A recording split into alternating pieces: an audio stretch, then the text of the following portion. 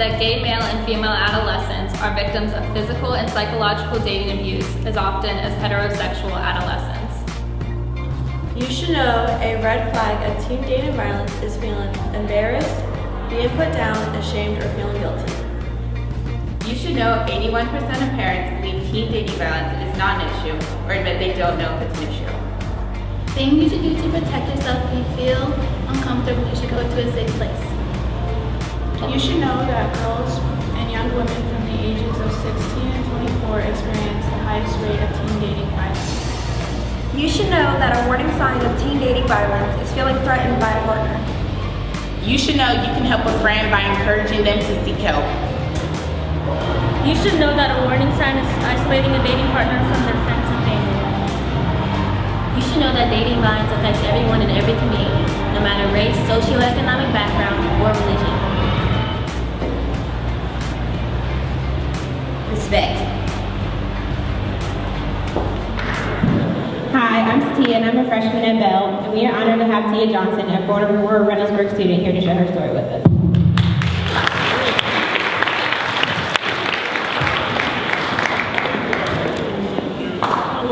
Hey everyone!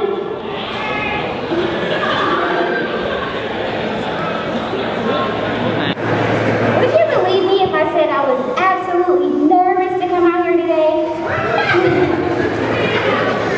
I just want to start by sharing my story, tell you a little bit about my background. I am a 31-year-old single mother of 3. I know, right?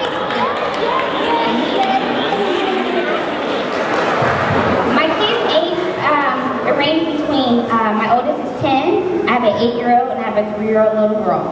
I was asked to come out here to just give some information, share my story. So I'm going to ask a few things of you over the next few moments. First, I'm going to ask you to keep an open mind and an open heart. The reason I ask that is that I want you to clearly get the message. I'm going to take you on a journey to tell you about a teenage love. It started on the end of a summer day, end of August, beautiful day. I got off the bus as I would any other day. But this day would be totally different, changed my life forever. As I walked off the bus, I hit the corner, and there he stood. Oh my God. Listen. I know it's going to sound really cliche, but literally, our eyes locked, and it seemed that we looked into each other's eyes for hours. But the reality was, from that corner to my doorstep, it was only about 10 steps. From there, I tried to go in, the door was locked. I was staying with my aunt at the time, so I didn't have a house key. My family had came across hard times. I looked at him and said, "Is anybody home?" He's like, "No." We looked at each other kind of odd because I'm like, "Why are you staying at somebody's house?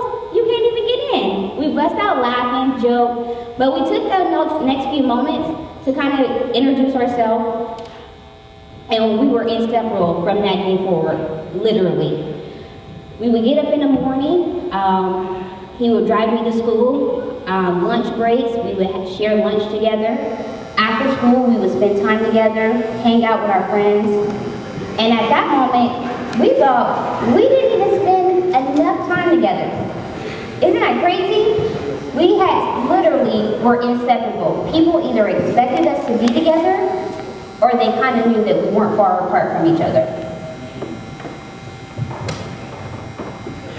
Just so I don't get off track, I'm going to take a look at my notes here.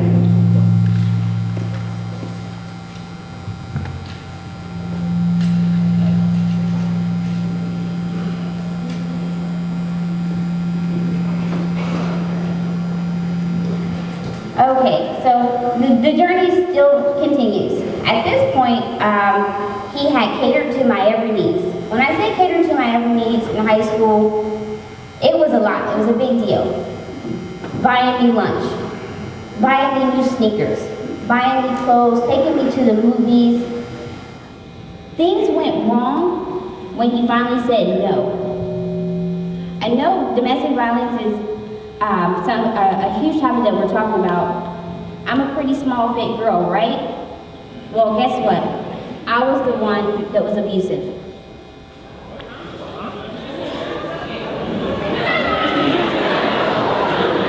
It's true.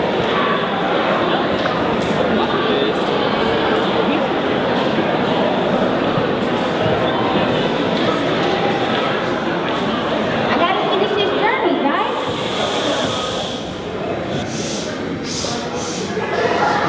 So his frame was small, really slim guy, really awesome, amazing guy, really fun, and I think, I kind of took advantage of that.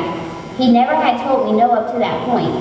The moment he told me no, I reacted in the best way to describe it as a spoiled child.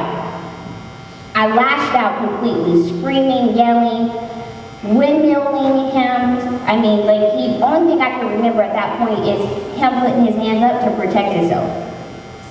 I apologized for my actions later on, but it didn't stop here. I think at some point he got tired because he hit me back one day, and I was not ready for it. It was shocking. It was in total disbelief. I couldn't believe it. We looked at each other after it had all been said and done, but you know what I didn't do? I didn't tell a single soul what had happened. I gave him a pass for all of my bad acts that I had created. I gave him a pass and said, you know what? He hit me back. I probably deserved it. I think he deserved every time that I hit him.